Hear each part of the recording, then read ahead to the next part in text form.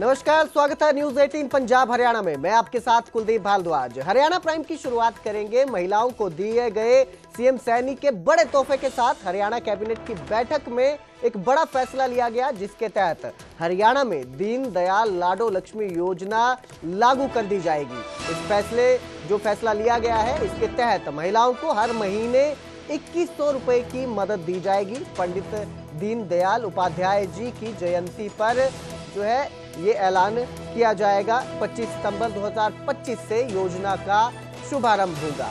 तो 23 साल या उससे अधिक आयु की महिलाओं को लाभ मिलेगा। पहले चरण में 1 लाख से कम आय वाली महिलाओं को लाभ मिलेगा। आने वाले समय में ज्यादा आय वाली महिलाओं को भी लाभ दिया जाएगा। तो ये ऐलान किया गया है। कैबिनेट बैठक के बाद ये ऐलान किया है सीएम नायब सिंह सैनी ने। महिलाओं को तोहफा दिया है। विवाहित और अविवाहित दोनों तरह की महिलाओं को इस योजना का लाभ मिलेगा। योजना का लाभ लेने के लिए अविवाहित महिलाएं या विवाहित महिला के पति हरियाणा में पिछले 15 साल से मूल रूप से निवासी होने चाहिए। इस योजना के तहत एक परिवार में महिलाओं की संख्या पर कोई प्रतिबंध नहीं है। यदि एक परिवार में 3 महिलाएं हैं तो उन तीनों महिलाओं को लाभ मिलेगा। तो ये बड़ा ऐलान किया गया है। हरियाणा में महिलाओं के लिए बड़ा तोहफा है। विधानसभा की समाप्ति के बाद हमारा जो ये एजेंडा आया है, हमने महिलाओं को सामाजिक सुरक्षा और सम्मान के लिए दीनदयाल लाडो लक्ष्मी योजना को लागू करने का निर्णय कैबिनेट में आज लिया है। पंडित दीनदयाल उपाध्याय जी की जयंती आगामी 25 सितंबर 2025 से इस योजना का शुभारंभ होगा। इस योजना के तहत पात्र सभी महिलाओं को हर महीने 2100 रुपये की वित्तीय सहायता प्रदान की जाएगी। ये हमारा संकल्प है। 25 सितंबर 2025 को हमारी जो बहन 23 वर्ष या उससे अधिक आयु की सभी महिलाओं को इस योजना का लाभ मिलेगा। इसमें विवाहित हो या अविवाहित दोनों ही तरह की महिलाओं को लाभ मिलेगा। पहले चरण में हमने उन परिवारों को शामिल किया है जिन परिवार की आय 1 लाख रुपए से कम है। आने वाले समय में इसको चरणबद्ध तरीके से अन्य आय समूहों को भी इस योजना में शामिल किया जाएगा, क्योंकि एकदम बड़ा दबाव रहेगा। पहले जिन परिवारों की इनकम 1 लाख रुपए है, उन महिलाओं को इसमें शामिल किया जाएगा। योजना का लाभ लेने के लिए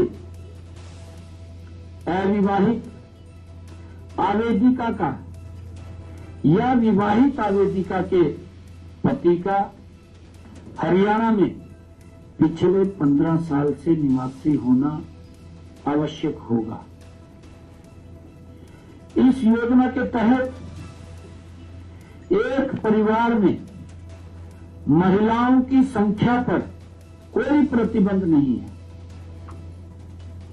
यदि एक परिवार में 3 पात्र महिलाएं हैं तो उन तीनों महिलाओं को दीनदयाल लाडो लक्ष्मी योजना का लाभ मिलेगा। मुझे खुशी है कि सरकार द्वारा पहले से चलाई जा रही ऐसी 9 योजनाओं जिनमें आवेदिकाओं को पहले से ही अधिक राशि की पेंशन का लाभ मिल रहा है। अगर किसी को 2100 रुपये से ज्यादा उसको मिल रहा है, उन्हें दीनदयाल लाडो लक्ष्मी योजना का लाभ नहीं मिलेगा। तो इस खबर पर ज्यादा जानकारी के लिए हमारे सहयोगी अंकित दुरानी हमारे साथ जुड़े हैं। जी अंकित, ये जो ऐलान किया गया है, किस तरह से इसके लिए महिलाएं जो है वो अप्लाई कर पाएंगी, क्या जो है प्रोसीजर रहेगा? बिल्कुल, लाडो लक्ष्मी योजना, दीनदयाल उपाध्याय लाडो लक्ष्मी योजना एक बड़ी महत्वाकांक्षी योजना है और चुनाव के समय इसका ऐलान भारतीय जनता पार्टी के संकल्प पत्र के अंदर किया गया था और अब उसकी घोषणा कर दी गई है, उसको लागू कर दिया गया है। 25 सितंबर से विधिवत रूप से ये लागू हो जाएगी, क्योंकि 25 सितंबर से पंडित दीनदयाल उपाध्याय की जयंती है।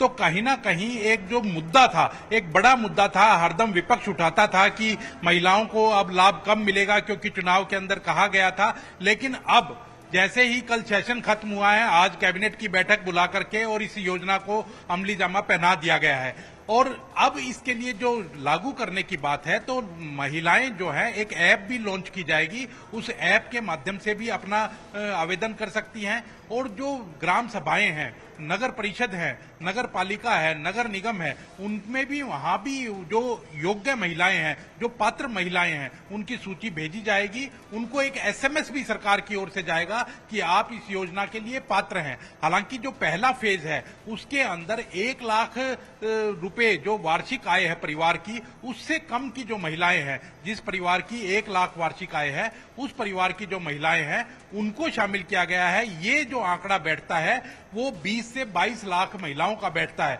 तो पहले फेज के अंदर 20 से 22 लाख महिलाओं को इसका लाभ मिलता हुआ नजर आएगा।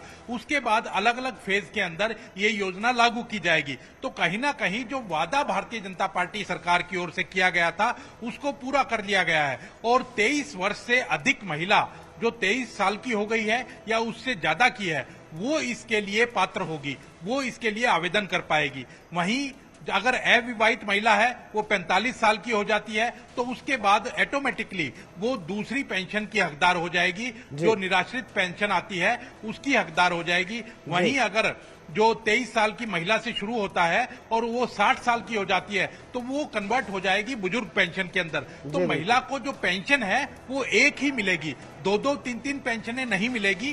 पहले से वो अगर बुढ़ापा पेंशन ले रही है तो फिर उसको ये वाली जो लाडो लक्ष्मी योजना के तहत है जो सम्मान राशि है वो नहीं दी जाएगी। वहीं जो कैंसर पीड़ित हैं, 3rd और 4th स्टेज की जो महिलाएं हैं, या 65 ऐसी दुर्लभ बीमारियां हैं जो हरियाणा सरकार में रजिस्टर्ड हैं, उन महिलाएं अगर कोई पेंशन ले रही हैं तो उनको ये पेंशन भी दी जाएगी। तो जो बीमारी से पीड़ित महिलाएं हैं उनको 2100 रुपए भी दिए जाएंगे, साथ में जो दूसरी पेंशन ले रही है वो भी दी जाएगी। जी बिल्कुल अंकित, यहाँ पर एक सवाल और है कि इस जो योजना शुरू की गई है महिलाओं के लिए, सीएम नायब सिंह सैनी ने ये योजना शुरू की है, इसके सियासी मायने क्या निकल रहे हैं? क्योंकि कुछ ही समय बाद पंजाब के भी इलेक्शन होने वाले हैं, पंजाब को भी इस तरह से देखा जा रहा है कि वहां पर बीजेपी अपना पांव जमा सके। तो किस तरह के सियासी मायने निकलकर सामने आ रहे हैं इस योजना को जो ये महिलाओं के लिए लागू की जाएगी, 25 सितंबर से शुरू की जाएगी?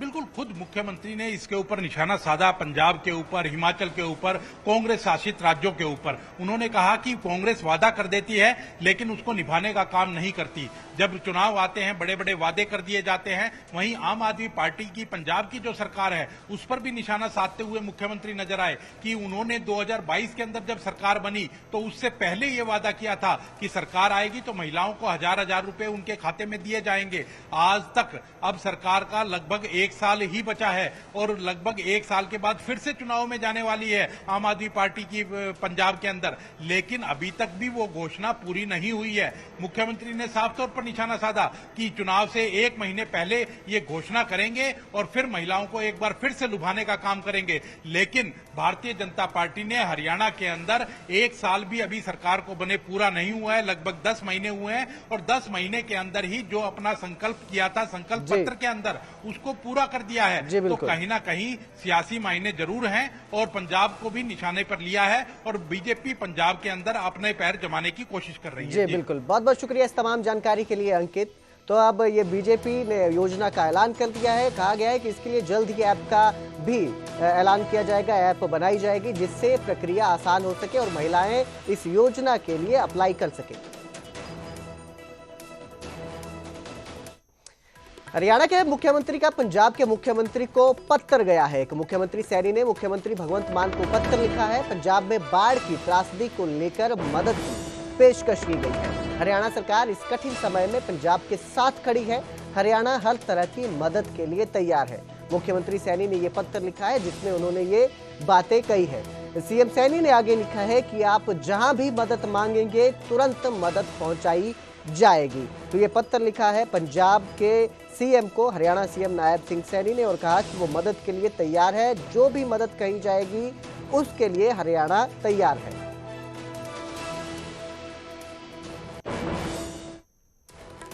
तो वहीं यमुनानगर के पंजेटो गांव में डायरिया का कहर देखने को मिला। पंजेटो गांव में 50 से ज्यादा लोग बीमार हैं। पिछले एक सप्ताह से लोगों की तबीयत बिगड़ रही है। मरीजों में उल्टी और दस्त की आम शिकायत देखने को मिल रही है।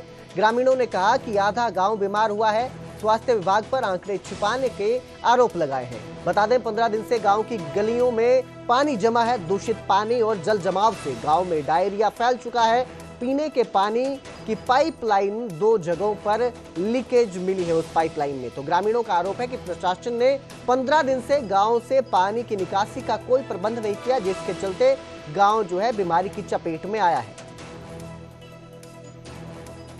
टूटियां हैं, कोई ध्यान नहीं दे रहा। अगर आप भी बीमार हुए थे? पेट खराब होया था, घर बच गया, मैं पानी पूनी बाल का पीऊँ गया। तो पानी आप कहाँ से ले जा रहे हैं, कहाँ से पी रहे पानी? यूँ ले आए बोतल, उधर ही पेटी लेनी कल की।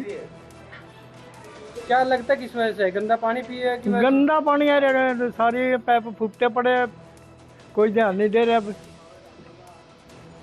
कितने लोग बीमार हुए होंगे गाँव से? कम सारे गांव बीमार है। सीएम होना कल दिए 11 आदमी कहाँ बीमार है सिर्फ। देखिए राहुल जी, मैं आपको बताना चाहूँगा कि गांव पंजेटो में जिसकी जनसंख्या 2080 है और जिसमें 413 घर है, हमें शनिवार पिछले जो वीक में सैटरडे को पता लगा था कि वहाँ पे कुछ पानी की समस्या आ रही है। और समस्या ये थी कि वहाँ पे ना जो रेनी वाटर जो था उसकी स्टैग्नेशन हो गई थी। तो कहीं देखा गया था कि उसकी सीपेज होने की वजह से मतलब वो फ्रेश वाटर के साथ कहीं पे उसका मिला और थोड़ा बहुत ये कंटेमिनेशन हुई। और अब जिक्र करेंगे झज्जर का, जहां ट्रेनी शिक्षकों का हल्ला बोल देखने को मिला। State institute of advance studies में प्रदर्शन किया गया। सरकार और प्रबंधन के खिलाफ ट्रेनी शिक्षकों का यह प्रदर्शन था। इंस्टीट्यूट में बुनियादी सुविधाओं में कमी के आरोप हैं। सुविधाओं की बहाली तक कक्षा में नहीं जाने की चेतावनी दी गई है। झज्जर में सरकार की ओर से भविष्य के लिए बेहतर शिक्षक बनाने के लिए इस ट्रेनिंग इंस्टीट्यूट की स्थापना की गई थी, लेकिन ये इंस्टीट्यूट अपनी बदहाली पर आंसू बहा रहा है और इस ओर कोई ध्यान नहीं दे रहा। इस इंस्टीट्यूट की व्यवस्था संभालने वाले जिम्मेदार अधिकारी मीडिया के कैमरे के सामने कुछ भी बोलने को तैयार नहीं। ऐसे में ट्रेनिंग लेने वाले भावी शिक्षकों ने सरकार को कक्षाओं का बहिष्कार करने की चेतावनी दी है। गर्ल्स वॉशरूम का भी बुरा हाल है, वहाँ बिल्डिंग का कोई वो नहीं, छतें टपकने लग रही हैं। हमें बिल्डिंग चाहिए, जब तक बिल्डिंग नहीं बनती हमें रिटर्न में चाहिए कि बिल्डिंग का हम ये शुरू करेंगे, इतने दिन में शुरू हो जाएगा, अगर नहीं होगा हम दोबारा मांग करेंगे। डायरेक्टर सर से हमें इस चीज़ पे बात करनी है और जब तक बिल्डिंग की हमें फैसिलिटी मिलती है तब तक हमें यहाँ की जो प्रीमियम फैसिलिटीज़ है वो चाहिए, पानी की, बिजली की, साफ सफाई की और जो बाकी ट्रांसफार्मर वगैरह की जो भी यहाँ पे प्रॉब्लम है वो सब कंप्लीट होनी चाहिए और डायरेक्टर सर से बात करनी है। कितने दिन से आप ये फेस कर रहे हैं? बहुत टाइम हो गया, यहीं पे हैं तब से फेस कर रहे हैं। कोई मतलब फैसिलिटी के नाम पे तो कुछ नहीं है, वहाँ पे कोई रह भी नहीं सकता, पर हम फिर भी रह रहे हैं। उसके बाद जो मेन मांग है ना अभी के लिए वो कॉलेज के से रिलेटेड है कि कॉलेज में कुछ भी नहीं है, वो हॉस्टल में तो आधे बच्चे जाते हैं। सभी को, किसी के लिए भी कोई सुविधा नहीं है। टीचर्स के लिए है, चलो ठीक है, टीचर्स का वॉशरूम भी ठीक है, हमारा कुछ भी नहीं है, ना वहाँ सफाई होती ना और कुछ होता। वहाँ वॉश बेसिन भी ठीक नहीं है, वो टूटा हुआ है, कभी पानी आता नहीं आता। आप ये देखो बॉयज वॉशरूम में पानी नहीं आता है, कई बार कभी आता है कभी नहीं आता है। साफ सफाई तो होती नहीं है, महीने में 6 महीने में होगी, 3 महीने में।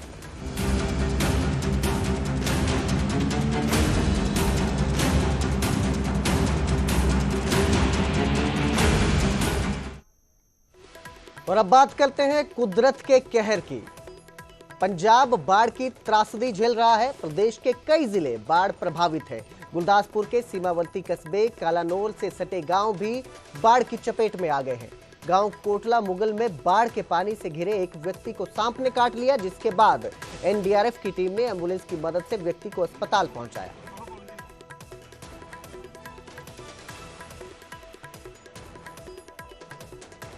वहीं डेरा बाबा नानक के बिद्दीवाल गांव में बाढ़ के बीच फंसी एक गर्भवती महिला को बचाया गया। महिला को सुरक्षित स्थान पर पहुंचाने के लिए मौके पर एम्बुलेंस बुलाई गई, जहां सेना के कमांडेंट, एसएसपी और अन्य अधिकारी मौजूद थे। भारी बारिश से शहर पानी पानी हो गया है। भारी बारिश ने शहर की रफ्तार को कम कर दिया है, रोक कर रख दिया है। हाईवे पर जल भराव से लंबा जाम देखने को मिला, जिससे यात्रियों को परेशानी का सामना करना पड़ा। रेलवे अंडरपास में पानी भरने से संपर्क टूट गया। बल्लभगढ़ बस अड्डा पानी में डूबा। यात्री कई देर यहां पर फंसे रहे। कॉलोनियों और सेक्टर इलाकों की सड़कें पानी में डूब चुकी हैं। स्कूल बसें समय पर नहीं पहुंची, जिससे स्कूली बच्चों को भी परेशानी का सामना करना पड़ा। बाजारों में सन्नाटा है। दुकानदार ग्राहकों का इंतजार कर रहे हैं। ट्रैफिक पुलिस जलभराव के बीच जाम खुलवाने में लगी हुई थी और काफी मशक्कत के बाद इस जाम को धीरे धीरे कर खोलने में सफलता हासिल की। व्यवस्था सब बना रही है यहाँ पर। कोई भी अफसर ध्यान नहीं देता इसके ऊपर। तो क्या कहेंगे, नगर निगम लाखों रुपए खर्च करता है पानी निकासी के लिए, पर हल्की क्या करा है जी, ये तो बार बार सिविल लाइन डाल दें, वो जाम हो जाए। और अब जिक्र करेगा नूह का, जहां पर भारी बारिश से किसानों की फसल बर्बाद हो गई है। नूह जिले के सैकड़ों गांवों में पानी लबालब भरा है। खेतों में 3 फुट तक पानी भर चुका है। किसानों की मेहनत डूब गई है। धान, नरमा, ज्वार, बाजरा की फसलें जलमग्न हो चुकी है। किसानों ने सरकार से तुरंत मुआवजा देने की मांग की है। पिछले साल भी किसानों को मुआवजा नहीं मिला था, ये आरोप है। भारी बारिश से किसानों पर कर्ज और संकट की मार दोनों पड़ रही है।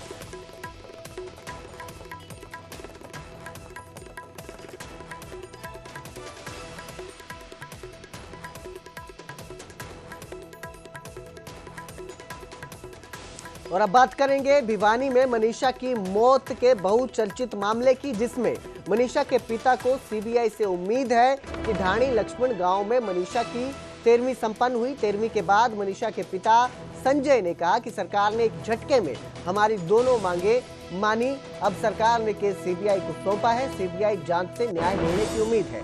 सरकार से सोशल मीडिया वालों पर बने केस वापस लेने की भी उन्होंने मांग की है।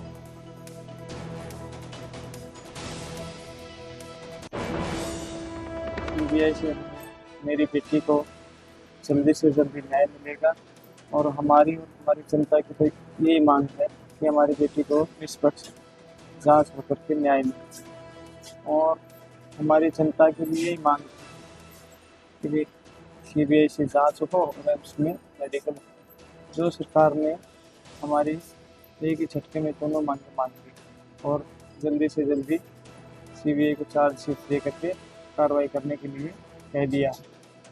और एक और निवेदन करूँगा हमारी सरकार से कि जितने भी हमारे इस धरने के ऊपर जो लोग आए हुए थे, जैसे पत्रकार हो या कोई सोशल मीडिया वाले हो या जो कोई भी थे, उन लोगों को जो प्रशासन ने उठाया है या कोई भी हथकंडे लगाए उनके ऊपर, तो मैं उनसे हाथ जोड़ के कहूँगा सरकार से कि उन लोगों को, वो तो बेकसूर है, उनका तो कोई कसूर ही नहीं है। उन्होंने तो हमारी और हमारी जनता की आवाज़ आगे पहुंचाई, तो उनको छोड़ने का निवेदन करूंगा मैं। तो उधर सोनीपत में तमंचे की नोक पर लूट की वारदात हुई। बाइक सवार 3 बदमाशों ने वारदात को अंजाम दिया। गुहाना सब्जी मंडी के पास लूटपाट की वारदात हुई है, जिसमें 8 से 10 हजार रुपए लूटकर बदमाश फरार हो गए। बदमाशों ने दुकानदार पवन राम से मारपीट भी की। पुलिस प्रशासन पर लापरवाही के आरोप लग रहे हैं और बदमाशों की जल्द गिरफ्तारी की मांग की जा रही है।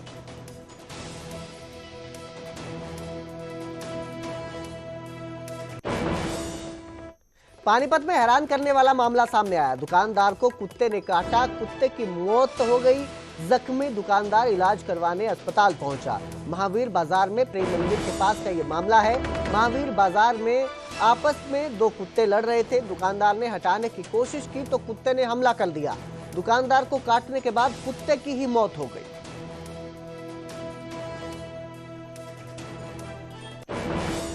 बहुत ज्यादा हो गए हैं। हम कुत्ते तो खुद ही हर रोज हटाते रहते, कभी क्लाइंट को कभी ग्राहक को काट देता है, कभी हमारे पीछे पड़ जाते हैं। हम हर रोज भगाते हैं कुत्तों को। ना आज मैं खुद बाइक पे आ रहा, दुकान के बाहर उतरा तो कुत्ता मेरे को खुद काट गया। तो हमें क्या प्रशासन करें, बड़ी परेशानी हो गई है। काटने बाद कुत्ता फिर अब बाजारों में पता नहीं अब कैसे मरा कैसे नहीं मरा, वो तो हमें नहीं पता। सोनीपत के ग्रामीण सड़कों से जो टूट चुकी हैं उनसे लोग परेशान हो चुके हैं। लगातार बारिश से हालात और बिगड़ गए हैं। सड़कें गड्ढों में बदल गई हैं और हादसे रोज हो रहे हैं। ग्रामीण कई बार शिकायत कर चुके हैं लेकिन समाधान नहीं मिला। आज ग्रामीण पीडब्ल्यूडी दफ्तर पहुंचे। उन्होंने सड़क पर डालने वाले पत्थरों से भरा तसला कार्यालय में रख दिया। इससे अधिकारी हैरान रह गए। ग्रामीणों ने सख्त चेतावनी दी। उन्होंने कहा कि सड़कें नहीं बनी तो ट्रॉली भर पत्थर लाएंगे। ग्रामीणों ने धांधली के आरोप लगाए। अधिकारी ने आश्वासन दिया है कि काम किया जाएगा। उन्होंने कहा बारिश खत्म होते ही सड़क का काम शुरू कर दिया जाएगा और गड्ढों को भरा जाएगा।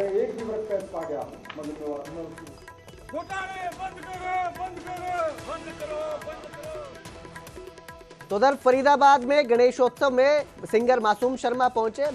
मंत्री विपुल गोयल ने उनका स्वागत किया। मासूम शर्मा ने लोगों का दिल जीता। लोगों को कुछ पंक्तियां भी सुनाई अपने गानों की।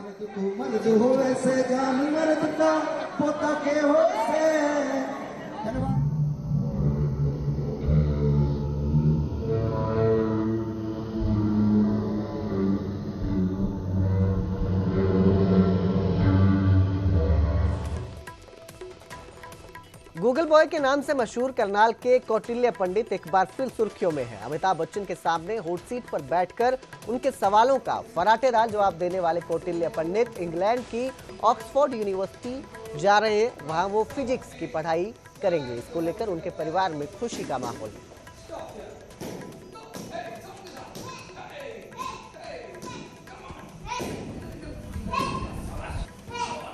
जो कि मात्र 3 साल की एज में फर्स्ट ब्लैक बेल्ट प्राप्त कर ली थी कोरिया से, और 5 साल की एज में बेटी ने सेकंड ब्लैक बेल्ट प्राप्त की है कोरिया से, वो भी। तो इसको देखते हुए वर्ल्ड बुक ऑफ रिकॉर्ड की तरफ से हमारी बेटी का नाम वर्ल्ड बुक ऑफ रिकॉर्ड में दर्ज हो चुका है। अभी हमें 24 अगस्त 2025 को मुंबई बुलाया गया था, जिसमें हमारी बेटी को एक अलग से एक सम्मान दिया गया, जिसमें हमारी बेटी के लिए वर्ल्ड रिकॉर्ड एक्सीलेंसी अवार्ड से भी अलग से सम्मानित किया गया। मानवीय हरियाणा प्राइम में फिलहाल इतना ही। बाकी की खबरों के लिए देखते रहिए न्यूज़ 18 पंजाब हरियाणा।